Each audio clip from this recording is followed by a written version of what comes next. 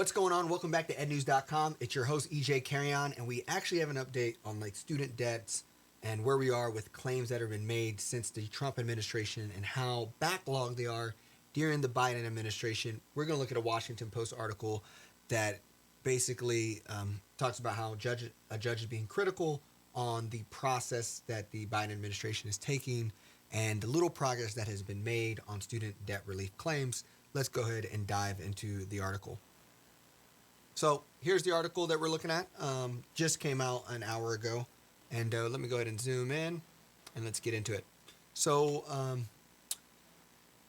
Education Secretary Miguel Cardona has been chipping away at the mountain of debt relief claims, approving $1.5 billion in discharges for 92,000 borrowers to date, but scores of applicants remain. Now, the Biden administration inherited petitions from former for-profit colleges students requesting debt forgiveness on the grounds that they were defrauded by their schools. The applicants, known as borrowers' defense claims, piled up at the Education Department amid a series of college closures and the Trump administration's effort to delay and limit loan cancellation. So, there was efforts to, and there was a class action case against former Education Secretary Betsy DeVos.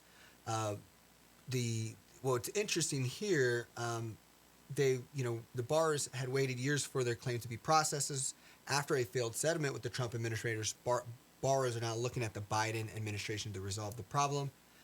What was interesting here is that they ordered, instead of the administration has continued to defend a lawsuit, ALSUP ordered DeVos to appear before court, but the Biden administration filed a petition in June asking the Ninth Circuit to overturn his ruling. A decision is set to come down any day now.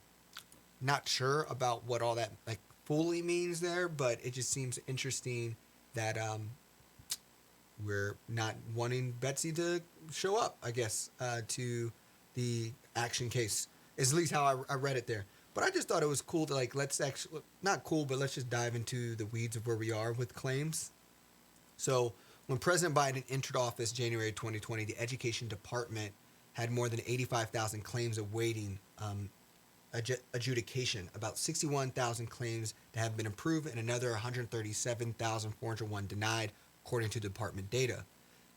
Since taking office, Biden administration has agreed to cancel loans for people defrauded by defunct for-profit chains, including ITT Technical Institutes, Corinthian Colleges, Westwood College, Maranello Schools of Beauty, and the Court Reporting Institute. So I think big progress, and that we are starting to canceling debt in some place, and there's a starting point. Borrowers continue to file claims, raising a total of 429,000 applicants by the end of November. The department had more than doubled the number of approved claims to 140,000, though denials also rose. So, honestly, I just think this is an attempt to deal with, as if you see here, the Trump administration revealed that it had denied 94% of request processes after agreeing to clear out nearly 170,000 unresolved claims.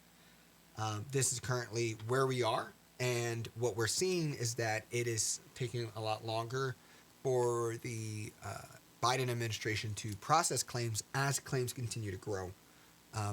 This kind of pressure, on top of the pressure of the recent video we talked about with the strikes that are happening, as well as the call for some type of cancellation, anywhere between 10,000 and 50,000 by politicians like Senator Warren, Senator Schumer. We continue to see what happens. That's that new data. Let's continue to see what the administration does. Thank you for watching ednews.com.